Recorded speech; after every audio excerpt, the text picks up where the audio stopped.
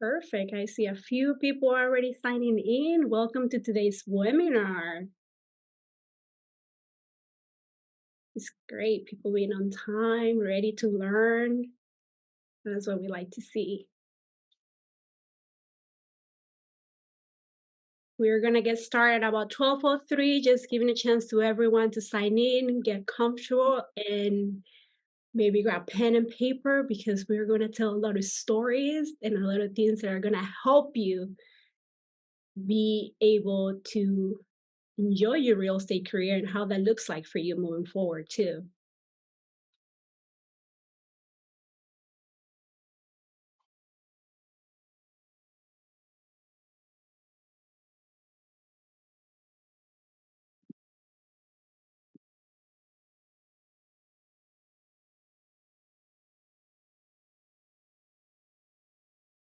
Okay, we have more people signing in. Welcome everyone. This is Your Doubt Doesn't Define Me webinar hosted by HAR with amazing panelists today. So we're very excited to have you here today. We'll get started in about 2 more minutes.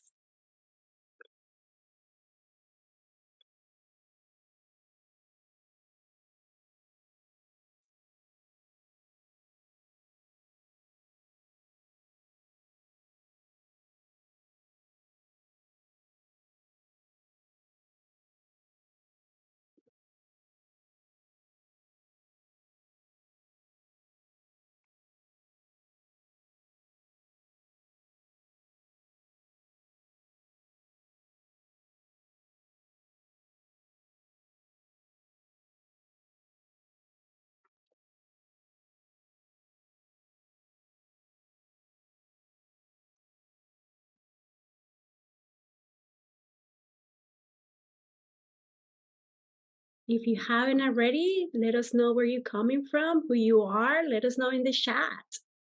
We're very excited to have you here. We'll get started in about 1 more minute.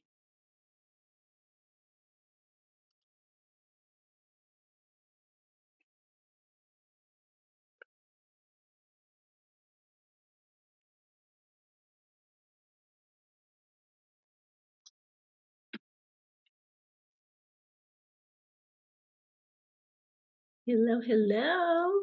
A lot of people saying hi today.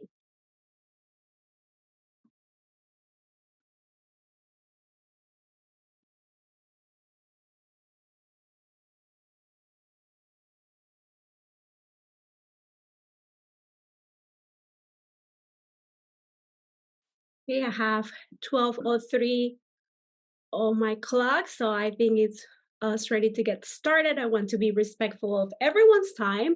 So I'll go ahead and introduce myself. My name is Mary Angie Carillas. I am the HAR Manager of Professional Development, and welcome to today's webinar, Your Doubt Doesn't Define Me.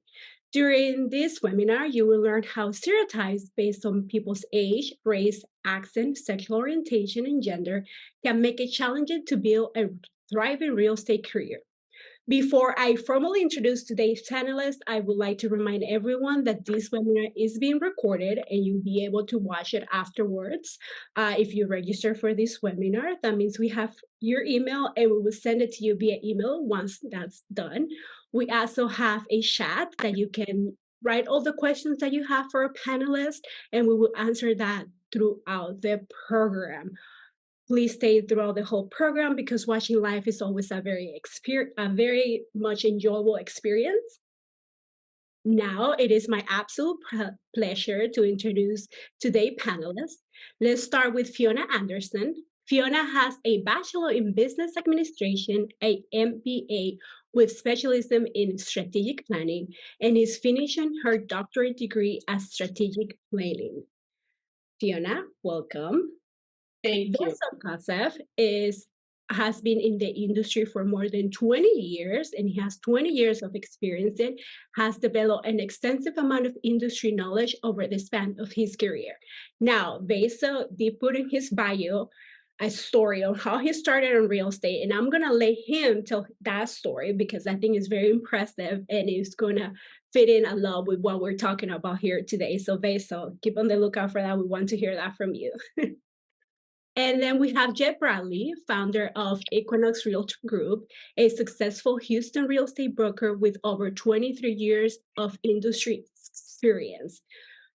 And also, today's facilitator, we have Tracy Brown.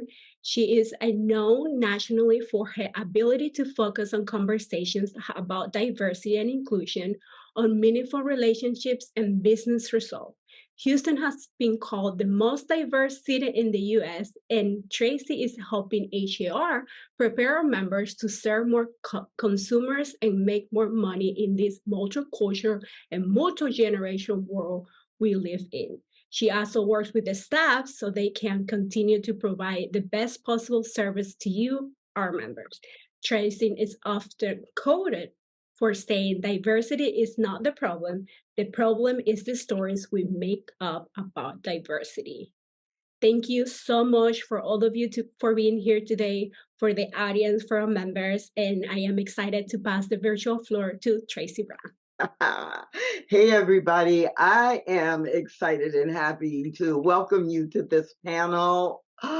Take a deep breath because we are going to share some stories with you. And we're also going to share some tips that you can use and help you understand how you can make a positive difference.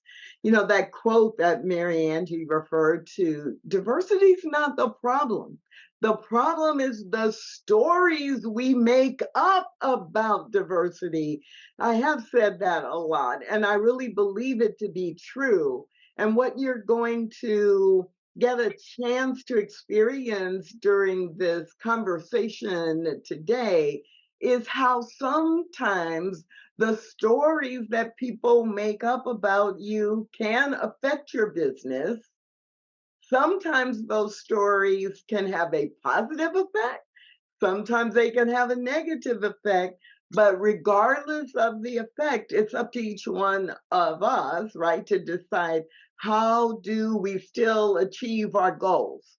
So during this month, with Fair Housing Month, a lot of times the attention is focused on the consumer and barriers to access to housing for consumers. But we wanted to take a little bit of a different take on that and say, wait a minute, those same factors that affect consumers can affect realtors as well in their quest to build their business and serve the community. So Mary Angie gave you just a little taste about each one of the panelists. So now I'm going to say something to the three panelists. You know that, like every successful realtor, you've had to build your business first on your knowledge and understanding the business, and by increasing or improving your sales skills. That's true for all realtors. On the other hand, you may have faced some additional roadblocks that you've had to navigate because of the stories other people made about you as you were trying to build your business. So let's take it a little bit deeper than what Mary Angie shared. And would each of you take a few minutes and share a little bit about your story? What's the business you have today? And what were some of the stereotypes or false assumptions people made about you along the way? And we're going to start with Veso and then go to Fiona and then Jay. So, Veso, jump in. Hello, guys. Thank you all for tuning in. Thank you guys for having me participate in the conversation. I think this is a great topic. So my family relocated to Texas, to Houston specifically in '98, and I was 10 years old. We were originally from Bulgaria in Eastern Europe. When we moved here, none of us spoke any English. Well, my sister spoke great fluent English, but she stayed behind in Bulgaria because she had just started college. So my mom, my dad, and myself end up here in Houston. There's a Bulgarian community. We had friends, but none of us really spoke any English. So I was very quickly thrown into this translator mode because at 10 years old, you pick up a language much quicker than in your 40s or 50s, right? Um, so very quickly within the first year and a half, I remember being 12 years old on the phone with American Express, helping my parents do a credit card application, and they're talking about credit scores and DTI, and none of this stuff exists in Bulgaria, let alone a 12-year-old trying to understand it. So that quickly turned into me helping them with our first home purchase when I was 2 years old. And that really kind of threw me into real estate ever since I was 16. So this is the only field I've ever been in. I've never worked any other job outside of the real estate industry, but I officially started when I was 16 as an assistant to an agent here in Houston. Got licensed at 18 as soon as I could. Got my broker's license at 21, and really this is all I've done my entire career. So it's been a very interesting road dealing with other agents, consumers. Obviously, I couldn't grow a beard until about 8 years ago, so that was not much help in the early days. I could have used it. That's amazing. I've been in the business since I was like 12 years old. Essentially. Right. So we'll go into that a little bit more because I think that's probably fascinating to think about how people are perceived, how realtors are perceived, even though they have the credentials when they are in their teens and 20s and even early 30s, probably, depending on the market. What about you, Fiona? Thank you guys so much for having me. I've really been looking forward to this webinar because it's certainly something that um, we all experience, but it's not necessarily something that we all talk about. So a little bit about me. I'm an immigrant from the Twin Island Republic of Trinidad and Tobago. I moved to Texas in 2015. I spent 15 years in oil and gas as a commercial negotiator. And I traveled back to Houston back and forth a lot. So when we were deciding on where do we want to live in the US, we selected Houston because it mirrored Trinidad in so many ways because it is very much a melting pot and so diverse. Um, I'm also a certified EC to 6 teacher. Initially, when I came here, I thought I would go into teaching, but I did not enjoy that as much as I thought I would. So I then moved into real estate. Currently, I'm a mentor at my brokerage, helping new agents get started in the industry.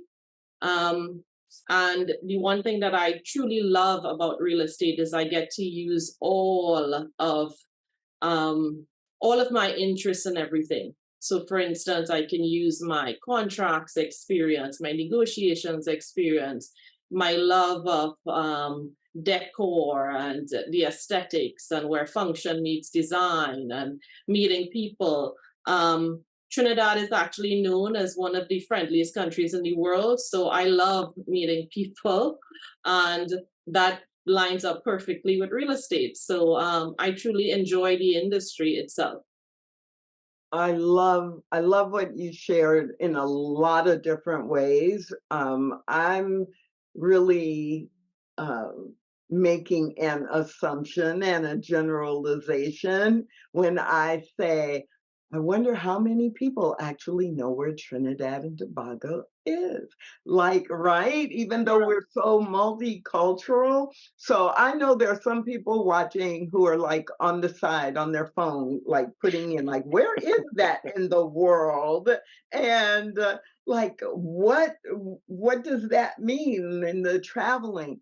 And so I love that you also highlighted what works for you is the link between all the things or the connection between all the things that you love to do. So no wonder you're successful.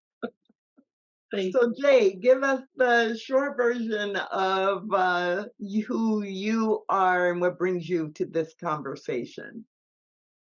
So I'm Jay Bradley, broker and owner of Equinox Realty Group. I've been in real estate for 23 years. So I'm 46 now. I started real estate when I was 23. So like this, so I look like a 16-year-old kid and had a lot to learn. One of the beautiful things about real estate is that Fiona just said, all of my past experiences kind of combined to create the realtor that I am today.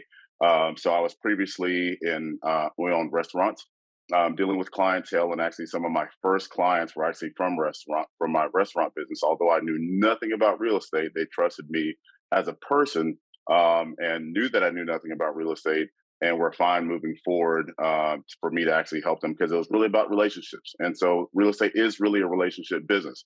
Prior to that, while in college, I actually was in a call center and managed a technology call center.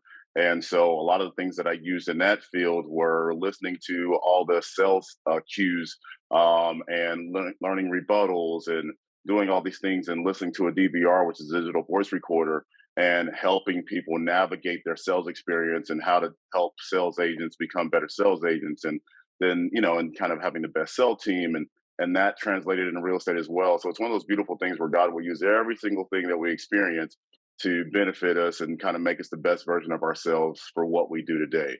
And I happen to be on your board of directors for HAR, and also for the board of directors for TR, which is a huge opportunity and something that I love to do. It helps us kind of have a voice at the table. And the wonderful thing about our board of directors is that you have somebody from everything, whether it's the LGBTQ community, whether it's from the West Indian culture, whether it's from the Hispanic culture. And that's what makes Houston great, and what makes us a great association.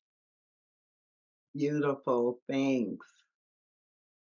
So it's no secret, and especially within HAR, that in before 2021, a lot of people perceived Houston as one of the most diverse metropolitan areas in the United States. But in 2021, there was a report that came out that was actually released, and to quote from it, it said, Houston is the most diverse city in the US, narrowly beating out the rest of the top 5 cities: Jersey City, New Jersey, New York City, Dallas, and Los Angeles. So since 2021, there's been a lot of reference to that. With all of that being true, why do you think there's still the experience of different treatment for different people who are different from ourselves, right? Like, you come into those situations. So we don't have to go really deeply into this, but it's like, yeah, why do you think that's true? And then we'll dive into some realtor specific situations. I guess I'll go first. I think we naturally find similarities in other people and ourselves, right? Actually, I just did it when I did my intro. I said, like Basil, I, was got into business in my 20s. Like Fiona, I've experienced this and that. And so, even if you think about it, when we were kids on the playground, you find somebody that like has some type of similarity and says, "Hey, do you want to play?" I think that's all we do in life. The difference is that, and the reason why we have somebody like Tracy, who I always, when I'm speaking, I look at her and I make sure I'm not saying something right, because it really is about diversity and inclusion. And she's kind of like the mom in the room to me. This is my personal thing. I don't know if you've noticed that, Tracy, but I'm looking over like, did I say that right? She's like, yeah, you did. Okay. All right, okay. So, but we really do want to feel welcome, right? You want to feel like you're at home anywhere you are. And I think that those were one of the things that help us to do that. I love it. Any other comment? Just insight, perception, right? We could go to the sociology and psychology books and get the university academic reason, but just from your experience, why do you think that's so? I mean, I think that exists simply because of the diversity. Everyone comes with their own belief system, their own values, and Houston has become, like I had mentioned, very much a melting pot. So you have all of these different backgrounds that have come into Houston, and they all have their own perceptions, their own experiences. So it's very hard when you come in, to a different environment to necessarily leave those behind, right? So I certainly have found that to be the case for myself. Um, but one of the things that I will say is that having been in Houston, the one thing that I absolutely love and enjoy is that everybody's willing to try. Everybody's willing to learn, to grow, to change, to be more. And there is this sense that, okay, well, it's all right to look at something from a different perspective. It's okay to try something new. And I think that was one of my biggest attractions for Houston itself. And I still experience that today as well. Beautiful. Beautiful. Okay, so do you want to add anything or do you want us to move on? I think it's absolutely fascinating how diverse Houston really is, and when Katie and I travel, we always kind of notice and compare. Oh well, back in Houston, we experienced this and this and this, but then also so much of it has to do with where you are in town, right? If I walk into a coffee shop at Richmond and Chimney Rock in the Galleria, right? Half of me feels like I'm somewhere back in Eastern Europe because of the community, the people that are there. If I go get a coffee in the Woodlands, I don't get that feeling. It's a totally different environment, right? So it's funny how communities will, just like Jay said, you wanna stick with that's familiar, just out of natural instinct. And no matter where you go in Houston, you can experience that. You know, just being around different cultures. Yeah, so two things really stand out for me. One is this idea of affiliation, right? I want to be around people that I believe and feel I have something in common with, and that most of us as human beings want that affiliation, where we're accepted, where we know how to engage with people. And the second thing that comes up for me as I'm listening to you is also because of that there is a fear of the unknown, or just I don't know what I don't know. And so I'm going to avoid the unknown. What happens though is when we begin to judge the unknown without checking out our stories, which I guess takes us right back to diversity is not the problem. It's the stories we make up about diversity that create the problems. So I'm curious, was there a specific moment or event that you can recall where it really made you wake up to the reality or to the fact that there were people who were who you were trying to do business with, but they were judging you on something either superficial or something that really didn't have anything to do with the knowledge and the skills and the service that you could provide. So when, and there may be many, but pick one. When was a time when you really woke up to the fact that, oh, wait a minute, it's their story about me that's in the way here? So, I'll jump in real quick. I'm gonna do two. The first one's really quick. I remember getting a sign call I was the builder rep on a community out in Spring. And the guy called and he says, "Hey, I'm looking at this house." It was a very, kind of starter home subdivision. And I'm talking to him and he gets into, and I said, "Well, drive by the community, let me know what you think," so forth, so on. And he called me back and he says, "Well, it's kind of dark over there." And I'd never heard that term. And so I was like, okay. I said, well, drive by earlier than 7 o'clock. The sun's gone down and maybe there's some street lights out. No, no, no, no, no, no. It's kind of dark over there. And I paused a moment and I said, well, what do you, I got what he was saying. And so I said, well, what do you mean? And he said, well, it's not really the type of people I want to live around. And so I got my clarity on exactly what it was. And one thing about diversity and inclusion is we have the choice to work with who we want to work with. I know that if I got there and went to show him one of the properties, he was going to feel like it was got a little bit more darker, right? So I made the choice at that time to say, you know what? I don't think I'm the realtor for you.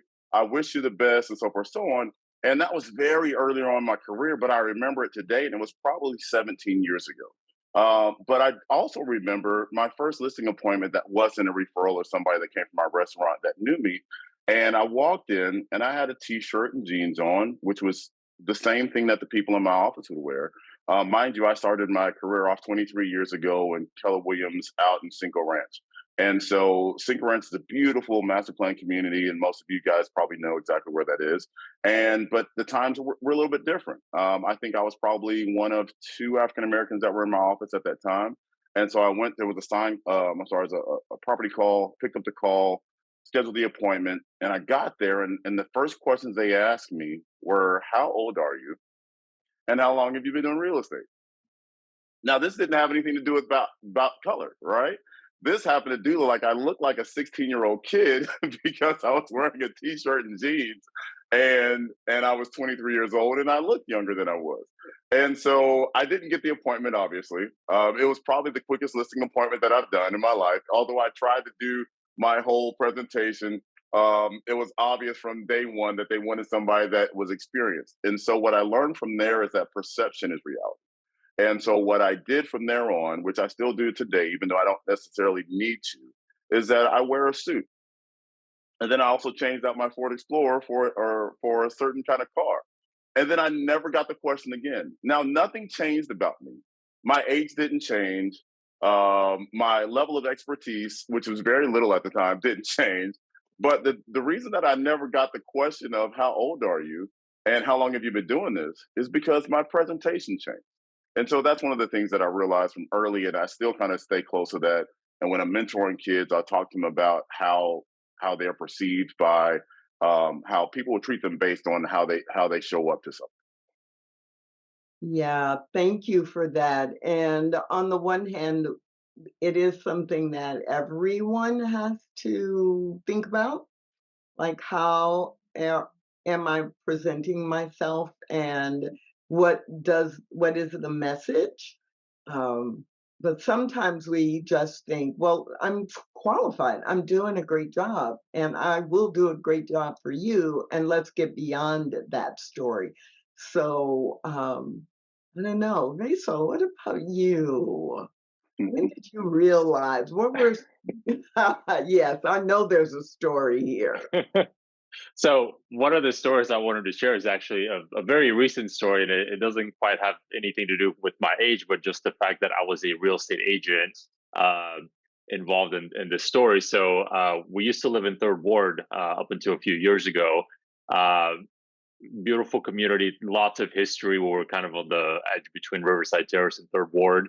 And if you guys know that area in Houston, you know that from the inception of Riverside Terrace back in the 40s and 50s, even earlier than that, the whole reason that community exists is because Jews were not allowed to purchase in certain parts of Houston, so they settled in Riverside Terrace. So a lot of history, a lot of things that happened, racially over the course of Houston time there. Uh, so me and a bunch of other neighbors from the area, some, it was a very diverse group, but we formed a civic association in Riverside Terrace. This was, I don't know, 5 or 6 years ago. And our goal was to improve infrastructure in the community, get sidewalks repaired, get, trash picked up, just very basic needs that were neglected in our community, right?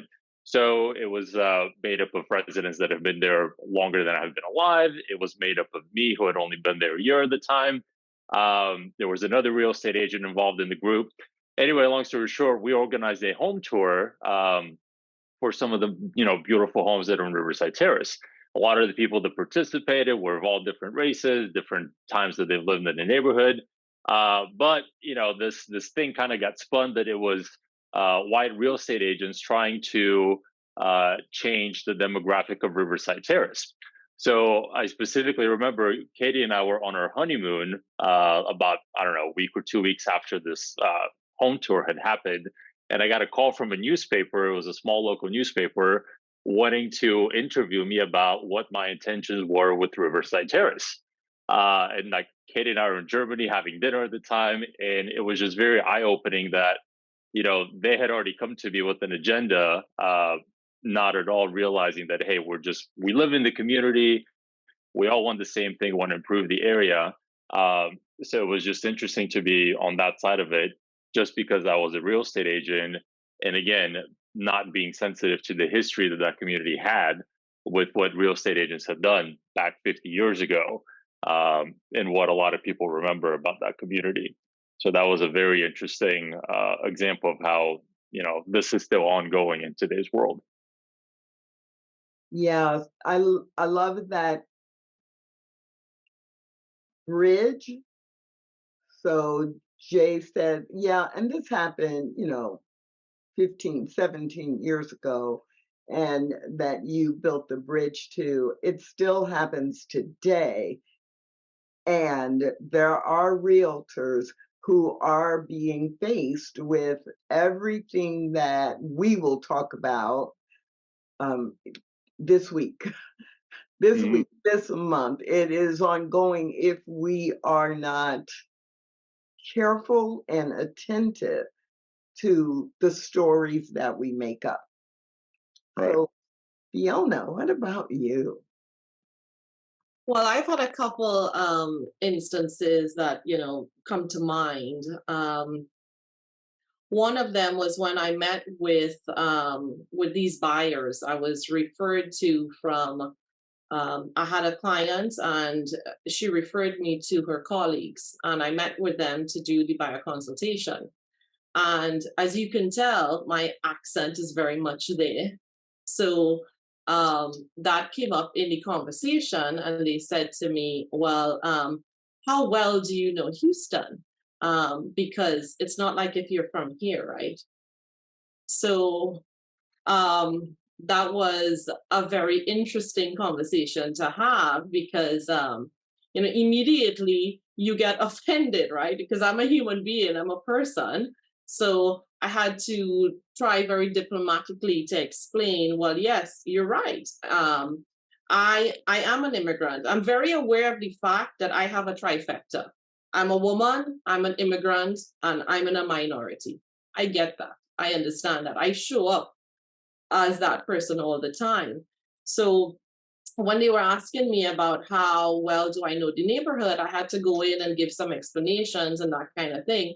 But like Jay mentioned, in real estate, we get the opportunity to pick the clients that we want to work with. So we have to then decide, is this person going to be a good fit for me? And is someone that I want to work with, right? So I get out a lot in terms of my accent. I've also done, I've gone in to do a pre-listing presentation. And I had been speaking previously with the wife, and then I met the husband. And the husband said to me, well, it's not like if you all know a lot about finances, right? So I paused because it was just really shocking to me that somebody would just be so blatant and vocal about that type of bias. So yet again, it's one of those situations where you have to say to yourself, do I really want to work with this guy? Is this something that I really want to do? Do I have a choice here? And yes, you do have a choice who you want to work with. Or is this something that I feel that I need to overcome? Is this an opportunity for me to show him that, hey, you're wrong? I do know a lot about finances because that's a huge part of my background and my academic training and my experience from oil and gas. So those two experiences are very much in my mind, and it came to mind when you asked that question, Tracy. Mm. And everybody just take a deep breath, right? Because we're good people and we want to assume everyone else is good people. And things come out of our mouths, or people say and do things that they don't even realize can have that kind of impact. So thank you for sharing just a few snapshots of, I know each one of you could give a dozen or way more than that examples. But what you're really giving us examples of are the ways that unconscious bias shows up. The ways that unconscious bias comes out in our words and our actions. And every realtor may face that in different times. So we don't want to spend the majority of our time just recounting the examples, the horror stories, the inappropriate comments. We just did that to get a little sample, that based on race or ethnicity or age or gender, sexual orientation, accent, right? There's so many different ways that we don't realize when we are interacting with someone who's different from us. We may say things that could block them from having a business. All three of you are examples of people who have like said, okay, well, that's happening and it's not going to stop me from being successful as a realtor. But was there a time where you actually started to believe some of those assumptions or stereotypes? And the answer might be no, the answer might be yes, I don't know. But were there ever times when you caught yourself starting to believe that maybe this wasn't the business for you, or maybe they were right, you shouldn't be doing this business? And if there was a time like that, how did it affect you personally? How did it affect you professionally? Who wants I to? guess I'll I guess I'll go first. Not necessarily in our business itself. I have an amazingly strong mother that taught me that if they don't like you, well, then prove them wrong. But but one of the things that I did realize is probably a few years ago is that when I started getting into luxury real estate, there weren't a lot of when I was going to the listing appointments, the clientele didn't look like me anymore.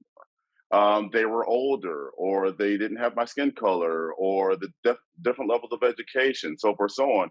And so for me, it kind of was there was a little bit of a barrier for entry that I felt like, well, am I good enough to do this? Because if I don't see any similarities in them, then how can they see a similarity in me being strong enough to actually do their property? And it took one of my clients believing me. It was actually my attorney, and it was my first $2 million sale. And I set up my same situation that I normally would. I went in, and I personally don't work on Sundays. That's my one day that I take off for my family, and I just give 100%, do church and everything else that's super important to me. And I kind of hit the reset button. And so on my normal listing appointments, I tell my clients, hey, I'm not available on Sundays. However, my office is available. And if you need anything, of course, there's always 911 that's there for you 24 hours a day, 7 days a week. And so the wife looks at me kind of funny, and the husband looks at me and says, okay, Jay. Now, fast forward about 3 weeks, I do the listing, and my phone rings only one time on Sunday. It rings literally just once. And it was the husband's number coming up. And I called back because I was like, hey, is everything okay? And he was like, hey, Jay, I apologize. Go back to your day. My wife didn't realize that today was Sunday, and I hung up the phone and got it from her hand. So if these people that were selling a $2 million house, which was a $60,000 commission at the time, believed in me taking my Sundays off, then I was dang well good enough to represent them in a $2 million home sale. And every time I see him, he brags about how it only took 3 weeks to sell his house, so forth, so on. But it took my foundation of who I am to get into the door, and then it took the rest as far as getting through and get through the process. What a great example, because it's easy to take on a story until you break through it, right? Great example. I don't necessarily think that I can't think of a moment like that, but I think the reason is because I was such a child when I started and up until the early years, right? It's like if I ever felt like, oh, I'm not going to click with this person because of my age or this or that, or they don't think I'm experienced enough. I was just so excited about doing this because, my friends are either working at Taco Bell or not working, or they're on the football team or whatever. So I was just so excited to be working because I felt like I was an adult, even though I wasn't. I was just excited to go on to the next deal, whatever that was. Like, okay, well, who else can I find? Who else am I going to talk to about real estate? Uh, so I think for me, it was just like the high of doing it so early when nobody else my age really was in that position. And I think part of the reason in my community, like you really kind of grow up with the adults at the same time. Like it's not, oh, the kids are out doing whatever. We're not really, no, like everyone is together. Children are very comfortable around adults, right? I see kids nowadays and they just like freeze up if they have to talk to an adult. And I remember even our daughter, Remington, up until she got her license and now she's free to go through a drive through and order her own Starbucks. We pull up to Starbucks and I would roll up her back window, like, no, no, you order it. I was like, no, you need to talk to this person. Just order your drink. Uh, so I think for me, I was just so excited about all of it. It was like a high that I was constantly on to get to the next deal to get me to it. So remind me. So I got from the initial story, in the introduction, you were 12 years old and translating a real estate contract. But when did you get your license? So my first deal was at 12 when I was not licensed, right? So we're not going to tell Trek about that one. But I did all my courses during 2008 when Ike hit because I was on my last course and everything shut down for Hurricane Ike. So then I had to finish that one, through Mayo or whatever we did back then. So I had all my classes ready to go, and then I sat for the test the week I turned 18. Um, and I think a reason that I was so into it when I was young is because the agent my parents worked with when we bought our first house, I don't know. I mean, I was 12 years old. He was probably 28, but I thought he was this old man, right? But he was a really cool guy. So I was like, oh, I want to be like Bruce. He had the big car. And we're coming from Europe. We drive these tiny bugs. So everything just about what he was doing and portraying, I was like, oh, this is so neat. So I think he kind of put me in a very comfortable position to be like, hey, this is something that I can do as soon as I'm legally allowed to. I love that. So was there a time for you, Fiona, where you began to like go, well, maybe, what if that's true or not? Like Jay, I experienced that when I was trying to get into luxury. Um, I was told that I wasn't bougie enough to be in luxury. And if you know me, you would know that is absolutely true. I am not bougie at all.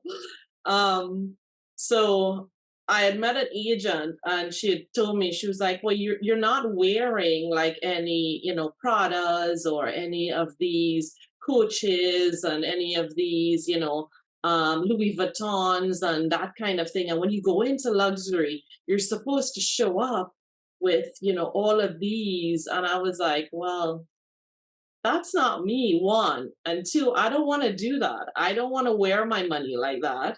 I would rather keep it in my bank account rather than spend money on a bag that's $3,000. So I started to think to myself, am I really cut out for luxury? Can I actually make it into luxury? Because according to them, I don't fit this mold of what a luxury agent is supposed to look like. But I was very fortunate to have met an amazing couple. And they were my first intro into luxury. And guess what? They weren't bougie either. They weren't wearing any of the Louis Vuittons or any of that. They were very laid back, very sweet, very kind, down to earth kind of people. And they were more concerned with, what's your marketing plan? What does the data show? How can you help me sell my house? So that's when I realized, wait, I don't have to be bougie. I don't have to dress like this. I don't have to do any of that. If I can be a solid realtor, if I can provide them with what it is that they need, the help to sell their house and to buy the next home, then Yes, I can do luxury. I can just do luxury with my luxury clients, not necessarily those clients. Beautiful. And that really provides a great segue or transition into, like, what did you do? What did you do? What kinds of things did you do? What practical approaches? Like, there are realtors who are watching this who they're saying, oh, yeah, well, I don't face unconscious bias from the community or from consumers based on age, but sometimes I feel like I'm getting blocked because of gender. Or maybe there's someone who is watching who is saying or thinking, yeah, well, most of the folks I'm reaching out to and marketing to are my same race or ethnicity, but there's something else. Maybe it's age or maybe it's sexual orientation. And I don't feel like I'm building the bridge. So you build bridges from where you were to your dream. Now I know you probably have new dreams now because every time we get to a dream, we go like, yes, I did that. Let me show you what I did. But then you start looking at now, what can I do? So you have built bridges along the way to your vision, your dream, in spite of these unconscious biases. So I want you to share maybe a couple of tips or just examples of what worked for you. And before you do that, while you're thinking about that, to those of you who are watching live, many of you have noticed you do have access to the chat, but please be aware that you have access to the chat, and some of your chats are going just to hosts and panelists, which is great. If you have a comment specifically for a panelist or a question for us to ask the panel, you can use that. But if you are intending your comment to go to everyone, about how much you're enjoying this or what you're getting out of it, as I'm looking at some of the chats, make sure that you switch to chat to everyone. All right, so that little technology piece out of the way, give us a couple of tips from each of you. What did you do? I'll go first. So, when we talk about overcoming bias, whether it's for anything in life, really, you got to think of the spectrum, right? There's people that you'll never be able to change their mind because they're so stuck in their way, they're so close-minded, and then the other end is just like, they don't care, they never had bias in the first place. So obviously, we're talking about people whose mind you can change and influence that are kind of in the middle, right? Uh, for me, what really helped when I started when I was but a small child is that I had nothing else to do, right? So I enjoyed homes. I thought it was so cool that I could just schedule appointments and go look at houses all day long. Nobody questioned me. They just wanted feedback, which I was glad to provide. But what I quickly realized is that me spending my days going and doing that, or going to model homes and talking to builders, or just literally getting in my car at night and just driving around, just seeing where things are, right? Eventually, that gave me the confidence to know, hey, you live on the XYZ block in this neighborhood. Oh, your neighbor's house sold last month for XYZ. So I quickly realized you have to stay on top of the market, even if you don't have anything going on in that market, because eventually when you get in front of somebody and they already have a little bit of doubt because maybe you're only 20 and like, can you really sell the house? Do you know anything? But in the first minute, if you can demonstrate that you know your stuff and you've studied this market and you didn't just study it 10 minutes before you walked in the door, you've studied it for the last year. Uh, to me, that really kind of helped give those people confidence that, hey, even though I'm 20, I know what I'm talking about because I spent a lot of time developing my skills in what I'm trying to do here. I think a lot of people with new agents, regardless of what bias you're trying to overcome, even if you're not trying to overcome a bias, just to be a better agent, If you're not doing anything and you're staying at home on Instagram, there's other things that you can do to be more productive to give you the skills and knowledge that you need. Because when it's time to shine in front of a client, you're only going to shine if you've been preparing for a long time. It's like a professional athlete. They didn't go warm up the day before the big, Super Bowl. They've been training for years to get to that point. And I think as a successful real estate agent, you have to do the same thing. You constantly have to be keeping up with what's going on in your market, so that when it's time for you to perform, you have those tools in the bag. But ultimately, they have a bias against you, but ultimately, that bias is, can they get the job done? So you need to show them immediately that, hey, forget about the bias. Look at everything I know. Look at what I'm demonstrating to you. And that's what usually will change their mind. And I'm seeing the other nod their heads. So never let somebody tell you can't do anything. I mean, just period. Like, just never let somebody tell you that you can't do something. More importantly, don't tell yourself that you can't do something. The negative self talk that we have in our minds, and that's the number one voice that we hear most often, is the voice of your own. If you have that, you're taking yourself out of the race before you even start. You may be, like Besa was saying, you may be ready for the championship. Maybe you've done all the championship behaviors and you've practiced and you prepared yourself, but when the times come for the championship, you don't even lace up your boots. I think a lot of times we can talk ourselves out of things before we even get there. We're already ready for it. It's really up for us to dig in and log in. So um, I think if I have to say anything, it's really a lot of times our self doubt can push us out of the way. Oh, well, maybe we don't have the fancy car, so we can't get the luxury listing. Go to the luxury listing appointment. If you get in the door, go. Go. Worst case scenario, you're going to have an experience that you can then learn from and you can actually change up some things. Maybe you park around the corner. Maybe you get an Uber Black and you pull up to the listing appointment that way if you feel like you don't have a fancy car. But are you qualified to be that realtor? And if you are, then take out whatever barrier you think is in the way. You know, if you don't have the Louis Vuitton, well, get the Louis button. Get the one from off of Harwin. Whatever it is, just kind of put it not too close to the real Louis Vuitton, so nobody's really going to know, right? But I think a lot of times we cancel ourselves out of something before we actually get in and give ourselves a fair shot. I remember when I used to live in Katy, Texas, and I had this whole thing of like being an interloop realtor. And there's a big piece of fear around it for me because I didn't know anything. I didn't live in Third Ward like Beso. I lived off of Mason Road. And so I didn't know anything more than the things that I knew just by being a Houstonian, but I didn't know a lot about luxury real estate. And then so finally, I went through some relationship changes and I was like, you know what, I'm going to go live in the city. And then I made myself go to the restaurants that the clientele that I wanted would go to. And then I got to know those people. And then all of a sudden I was like, what am I afraid of?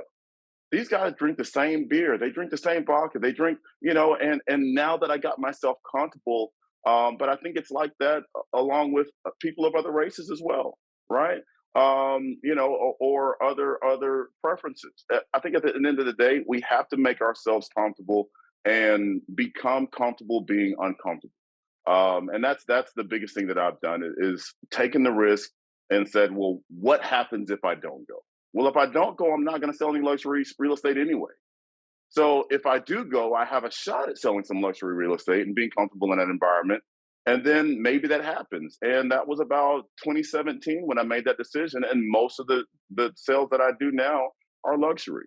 Our listings go from, I think, 300,000 to 2.4 right now. But I would have never done that if I would have never left where I was comfortable. Beautiful. Uh, become comfortable being uncomfortable. We hear that a lot when we talk about inclusion and learning to not just navigate diversity, but make it an asset. But you just described what that really means. Don't doubt yourself. I love that. Fiona, you want to add something?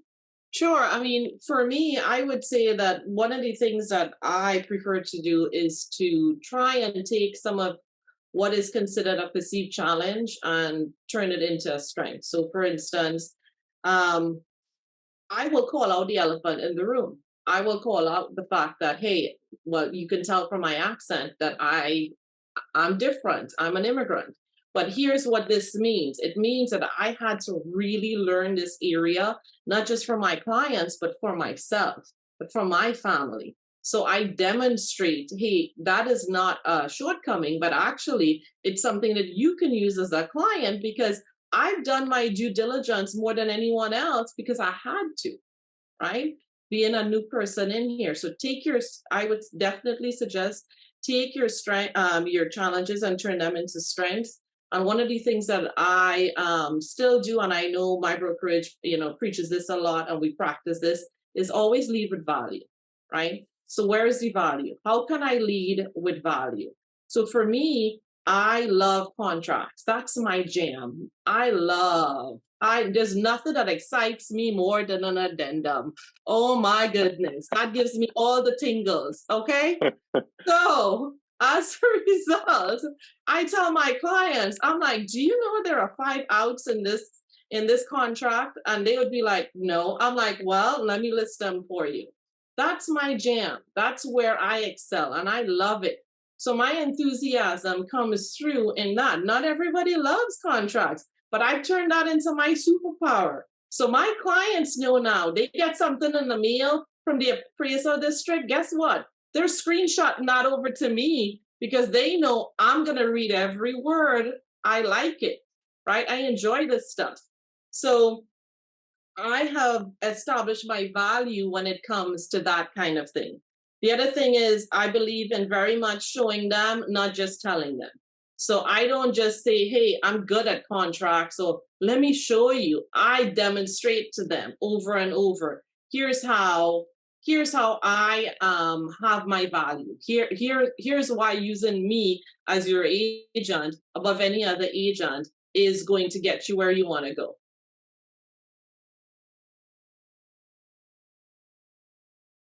I had to turn my camera on mute because I had to laugh out loud. And Jay put it in the chat. Who says contracts are my jam? Like, right? You don't hear that from every realtor.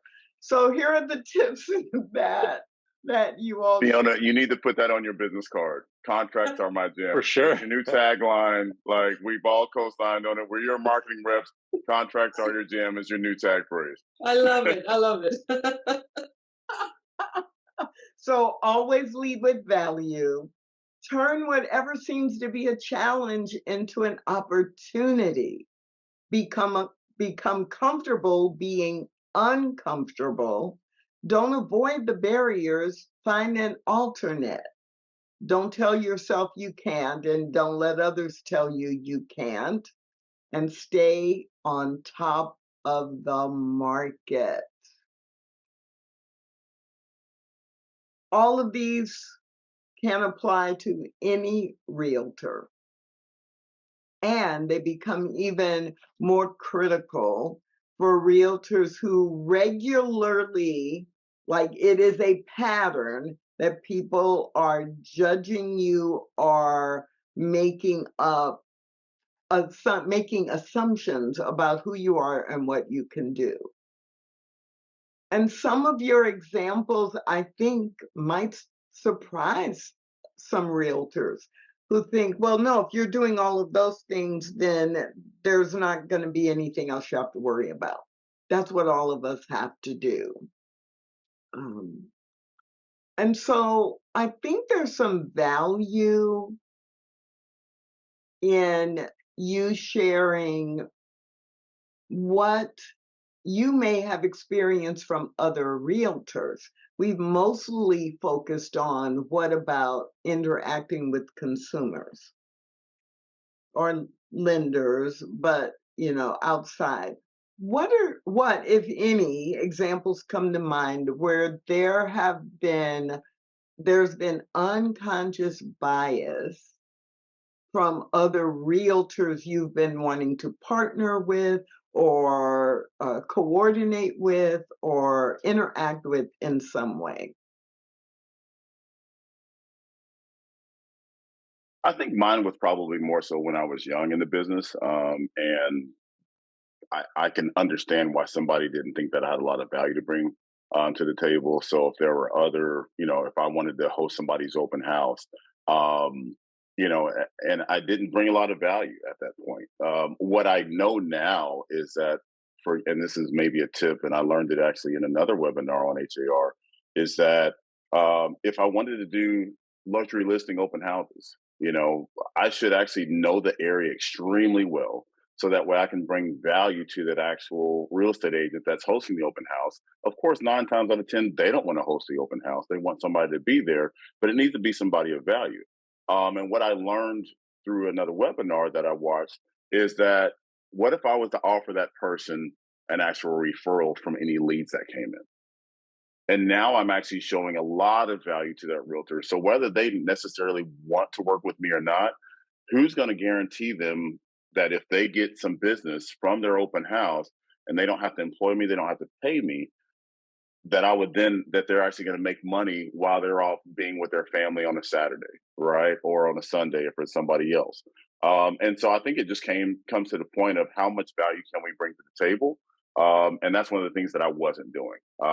Now, if there's another reason that they didn't want to work with me, okay, well, by all means, they have that choice. But for me, I always look at what value am I bringing and how can I show up with something for them, so that way it's it's mutually beneficial. Great, great example. I have an example that kind of fits that question, but I'll go ahead and share it. I think it's relevant still. So I do a lot of investment stuff, and one thing I notice a lot of my clients do uh, is they make a lot of assumptions on lease applications whenever we get stuff in, and more often than not, and this is if I ever work with the tenant, this is what I tell people: you want to provide a lot of information. If you submit an application and you say you make $50,000 a month and everything on your application is blank, you're leaving yourself open to a lot of interpretation of what that $50,000 could come from, right? So I think a lot of people we need to be better about presenting more and letting people know more about us. But on rentals, I see that all the time. If it looks a little too good to be true and details are slim, I think people really jump into conclusions very easily. So I guess what I'm trying to go with is don't be mysterious. If you feel like people may have questions about things, be upfront with your situation. If you have credit issues or some kind of criminal issue, don't let them find out on their own when they run your background check. Be upfront about it, and your chances usually are much better at acceptance, because now people are not building their own story. They understand what you went through, to get what happened. Perfect. Thank you. And I would like to add a little bit to that. When I work with vendors, I try very hard to ensure that I have service excellence and customer excellence. So for me, when I work with my vendors, I don't just want my clients to give me a 5-star rating, right? I want all of my vendors that are involved in the process to give me a 5-star rating. So whenever I work with like my lenders or I'm trying to find a new lender partner that's specializing in this particular product, I'm always trying to see how can I make this a win-win situation for the two of us, right? How can I make this a mutual and a beneficial relationship?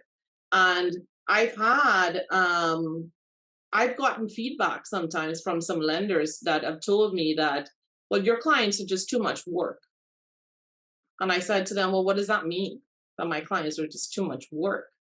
And well, their credit isn't good, and they're they don't have a lot of money and that kind of, we just want clients who are, 700 credit score, blah, blah, blah, with this amount of reserves.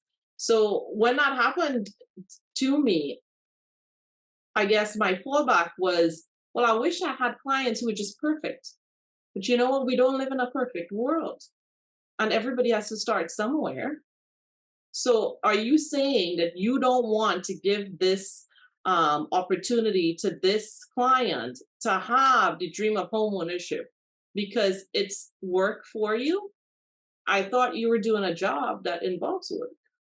I mean, so for me, that's where I turn the conversation. Well, let's have a discussion about this. Are you really willing to try and help them? And if you're not, then maybe you're not a good fit for these clients, or maybe for any of my clients. Because why would I reward you with an easy client or a so-called easy client if you're not willing to help everybody who is trying to get into a home or with home ownership? So for me, I'm very much always trying to make sure that my vendors, my inspectors, my lenders, everybody is aligned with the goal and with the mission, right? Of trying to get everybody into a home, of trying to ensure that we deliver excellence and customer service consistently across the board all the time. That's our brand. That's what we want to be known for. So I always reevaluating that to make sure that my partners in business meet that. And that takes some that takes some courage.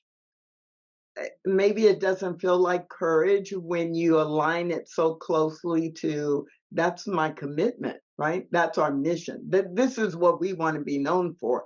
So anyone that you're doing business with, you do understand, right? That the consumer you work with sees all of that because you're coordinating it or you're referring or you're doing. And so it's like, oh, I won't let anything get in the way of that. And if you are committed to serving all kinds of people, then yeah, you're the one who's responsible for making sure your vendors and your partners are also doing the same thing, right? Any other comment related to that, Vesor J? I was watching your facial expressions as Fiona was talking. I just concur. I'm like, if you don't want to work with my client that may have some issues, you're not going to get the reward of the people that are 800 and easy income and all that stuff. You're not going to get slam dunks. I mean, if I'm working hard, on this deal, so are you. You know. I think, guys, look, we've all been in this situation where you're sitting at home on the weekend and you're having a great time, and your friend calls and says, "Hey, Veso, I went to an open house down the street. Love it. Can you write up the contract?" Like, I didn't even know you're looking for a house. And those are like the perfect clients. And then the other agents all mad at you. But then on the flip side, you've got the deal from hell where the repairs are crap and the appraisal's low and the other agent's difficult. It's like you got to take it all into average. So I feel like we need to remind ourselves that, hey, some deals are hard, some deals are not, but you can't only do the good deals. That doesn't exist. Yeah. But just know when you get that deal from another agent that you've never heard of and you never showed the house, you're like, where did this guy come from? This guy's just going to come in here and make a commission. Well, you'll get one too. It all happens. We got to take our turns. Yeah. So none of you got to the success you have alone.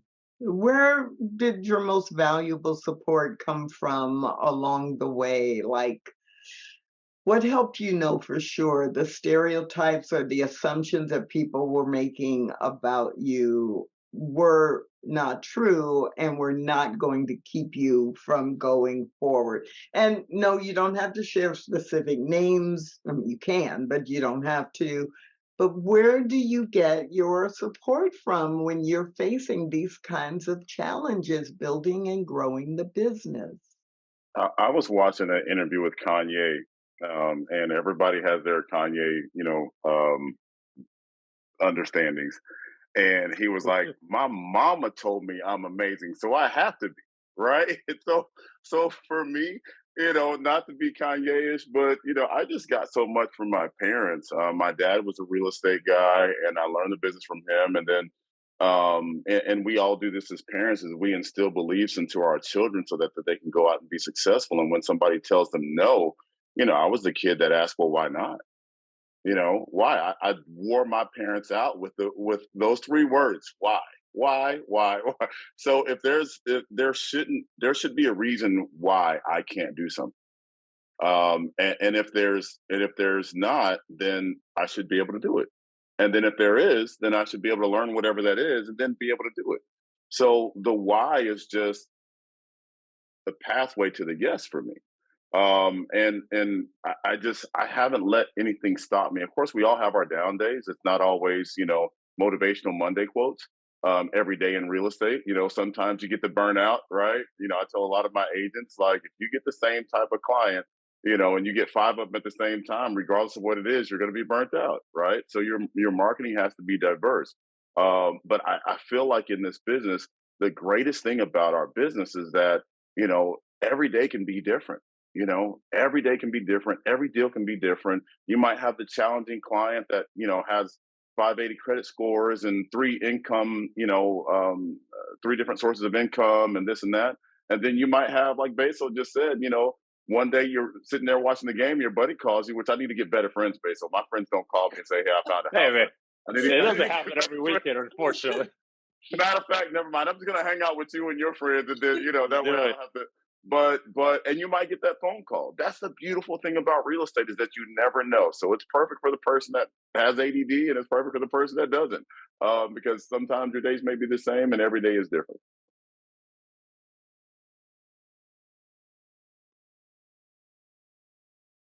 Who's been your greatest support? Fiona, go ahead. Okay.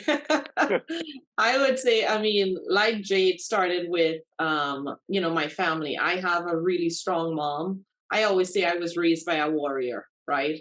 So she was really strong. She believed in me no matter what. She always kept telling me I could do anything that I put my mind to.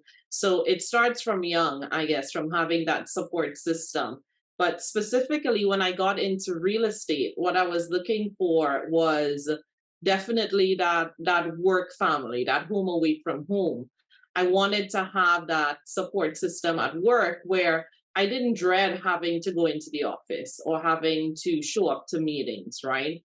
So I have to say that for me, I've been very blessed and very fortunate to have found that work family. I love my brokerage at CBNA Realtors. My broker is an awesome guy. I love him. He's amazing.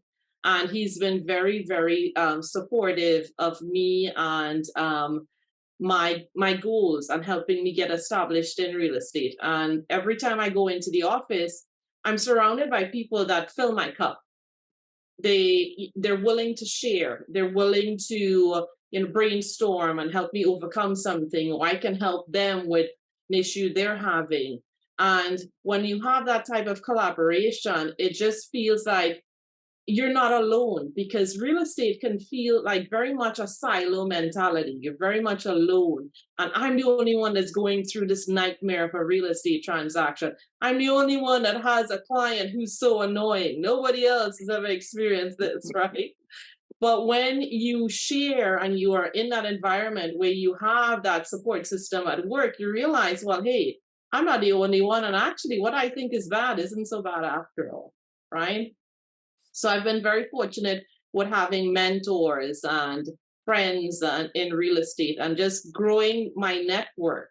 Having gone through TRLP last year, I was able to expand my network and meet some amazing people in the industry that I now am fortunate enough to call my friends, so that I can, share and ask them their opinion and that kind of thing. And we can brainstorm and mastermind together. So that has been very helpful for me in my journey. Great. So obviously all of us on this panel have been very fortunate, because we have been surrounded by great people, and like you guys have had, great family. I remember when I first got my job at 16, it was a Remax agent I worked with. And then when I got my license a little bit later, one of my mom's friends is like obsessed with looking at houses. So when I told you guys earlier, I would just go look at houses all the time. she would always want to come with me just to look at houses for no reason, which was great because then I had, like a fake client to go with me. It didn't look as creepy. Um, but this is a great reminder that we need to do a better job of recognizing people that maybe, because not everybody is as fortunate as we are to be surrounded. I mean, think about how many young kids don't have a family, that supports them, or maybe they have really basic other issues they're dealing with where they're not able to encourage them to do this. So I think this is a good reminder for all of us to be better at supporting those around us that need that help. And I know we all talk. There's a lot of unhappiness about social media and what all it can do, but think about all the amazing things. I mean, through social media, you can actually connect with people that you want to learn more from and be more like. Just a quick, really other example. I'm a big car guy. When I was little, I wanted to be a car designer. Like that was my dream job. But growing up in Europe, in this ex-communist country, I was like, how many car designers could there be? Like 5 in the whole world, one for Mercedes, one for BMW, and like one for Ford. So I never thought growing up in my environment that was a reachable goal, right? Well, just through Instagram a few years ago, I happened to meet the head designer for Dodge and Ram trucks, who is actually my age, who is Bulgarian, who moved to the US in 99. So like such a similar story to me. So now him and our car buddies, like he lives in Detroit, I live in Houston, but just the power that social media has given us to connect with people that we want to learn more from could be really, really, really, really cool. So I encourage you all to take advantage of that and engage with those people that are doing what you want to do. I mean, everybody wants to make a comment on Instagram and get, 38 comments of like engaging feedback, right? It usually doesn't happen. You get bots that troll your account. Oh, you want to be an influencer? No, I don't. But think about if you reach out to somebody about a post that they made on something you relate to, you can start a conversation with that person very easily and learn more from their experience. Beautiful, beautiful, and very helpful. And I think that's one of the goals of this conversation today, right? Part of it is educational. Yeah, barriers do exist. We would be lying if we didn't admit that that is true. What's also true is that in spite of the barriers, or maybe to a certain degree because of those barriers, it is still possible for a realtor facing these challenges to be super successful, as you and thousands of others have. There's a chance that there is someone who is watching this, who is a realtor, who just really didn't think about how often they may have dismissed another realtor or discounted another realtor based on something that is who they are, not what they do. So what would you want to say to that realtor who's not going to put anything in the chat, who's not going to maybe even have a conversation with others, but they're going, "Oh, I've done that." I think it's okay. You did it. It's in the past. Just don't do it again. We all have to work together. When I first got in my career, I was oh, we're negotiating against each other, and it's this person against me, and da da da da da, and all that stuff. And I read all the negotiation books, and it was a very adversarial and painful approach to doing real estate. And then about 5 years in, I met Neil Reed, and he just had this cool, laid back approach. And if you guys don't know Neil Reed was him and Anita owned Realm Real Estate, and he just showed me something different. And from then, as a broker, I changed my mindset. Like from then on, every transaction went from being this adversarial approach to, hey, how can we get our clients on the same page and move together? And I took a picture at closing. The last closing I had was last week, and the agent was great on the other side. And we all took, our clients closed separately, but as I was leaving closing, we actually, the buyer's agent was coming in, and I was like, "Hey, do you mind us taking a picture all together? Her client, me, and her." And I feel like every transaction can be that way, but we have to look at the similarities in each other versus this adversarial approach that I previously had. At the end of the day, our job is to get these people into homes or if there's businesses and to get them into it and they remember the process. So if it's an adversarial process, they're going to remember the contention of the process of buying or selling their house. And if it's not, then they're going to remember the fact that, wow, this was a great process. I'd buy another house, which is what you want, you know? So the more that we can understand each other and thank you, Tracy, for always expanding the understanding of diversity and inclusion. Because it really comes with when we start seeing each other the same as we see ourselves, then we can start doing a lot better in this business. And we don't have to worry about the DOJ claims. And we don't have to worry about all these other things because the business will then start bringing itself. And you never have to worry about where your business comes from because you create these amazing processes for people to go through. And then they'll send as many people to you as possible. Yeah, there is a big difference between approaching it in an adversarial nature compared to approaching business as if we are allies moving together Yeah. for the same goal. And you just made me think about I don't know, I guess it was a couple of years ago with Engage, at the Engage conference when I did this session on, the reason you want to pay attention to diversity and the reason you want to really learn to be inclusive is the reasons why realtors build businesses anyway. Like that foundation of you've got to have good relationships, you've got to have a great reputation, and you want business results, right? You're always looking for that.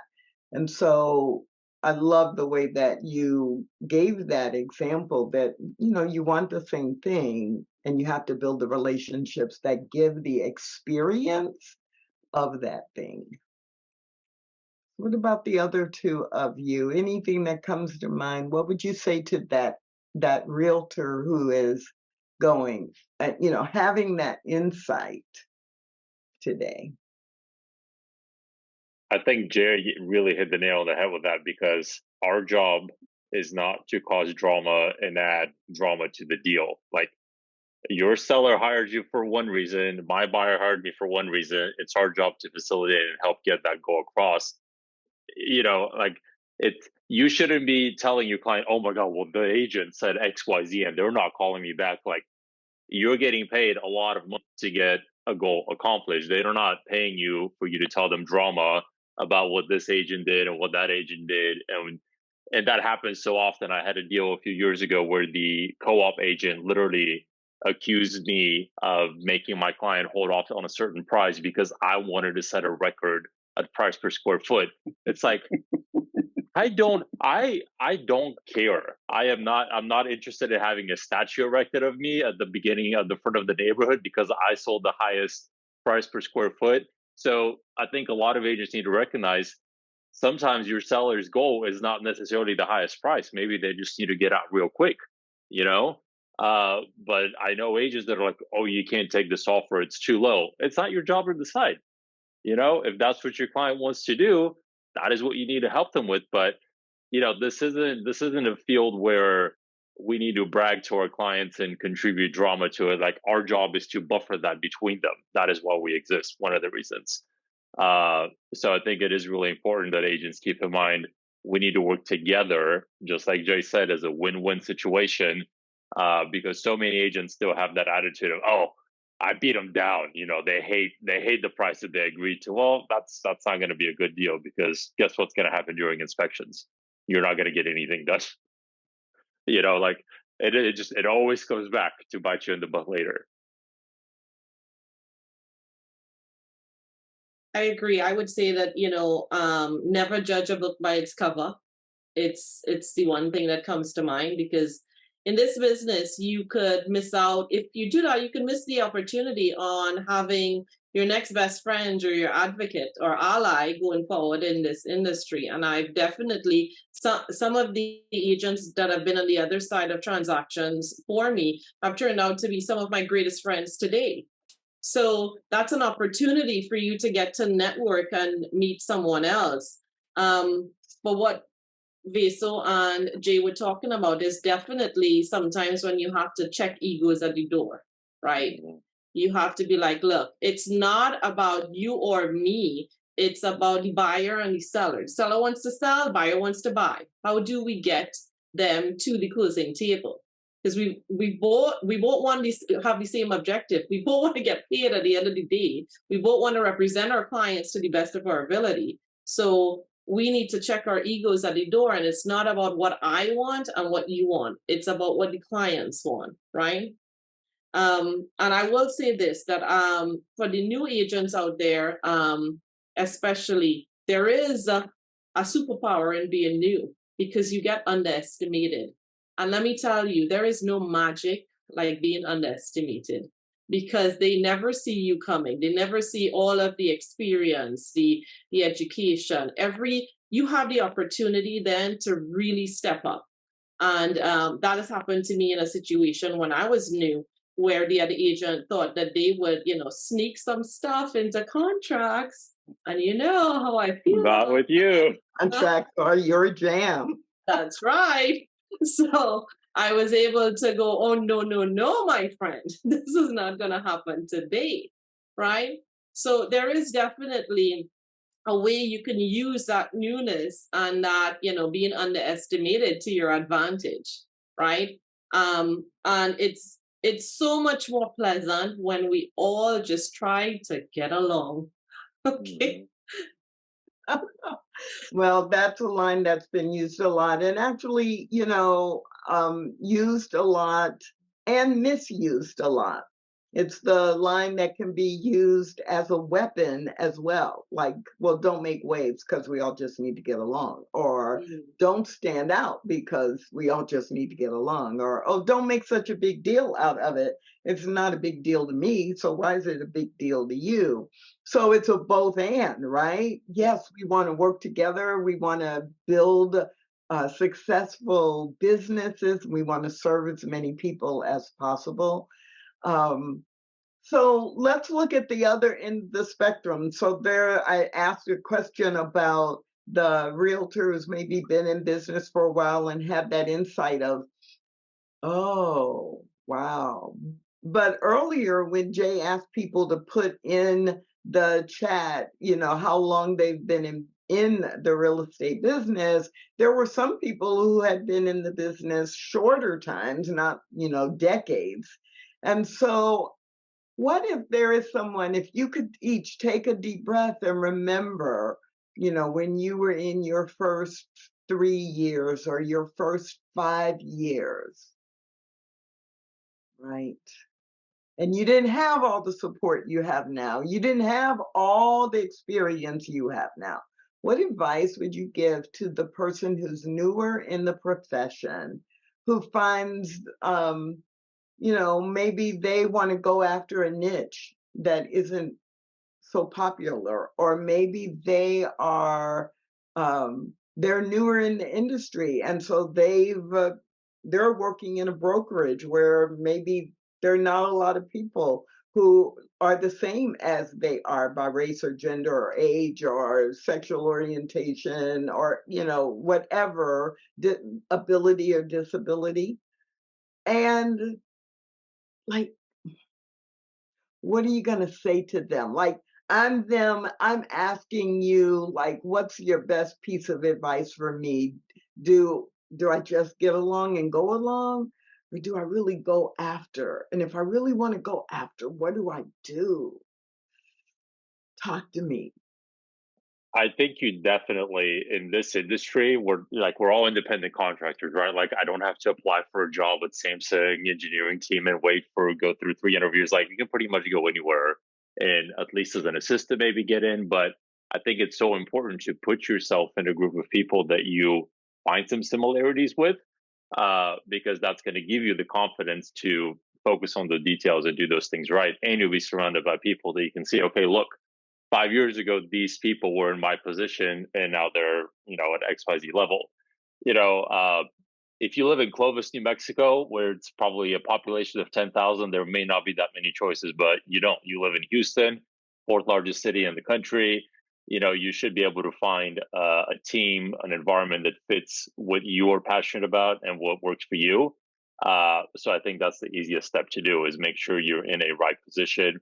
If you got to drive 40 minutes because you don't live nearby, that's fine. Just make those sacrifices and maybe skip the Starbucks if you got to afford that gas, but do what you got to do to be surrounded by the people that you need to be around.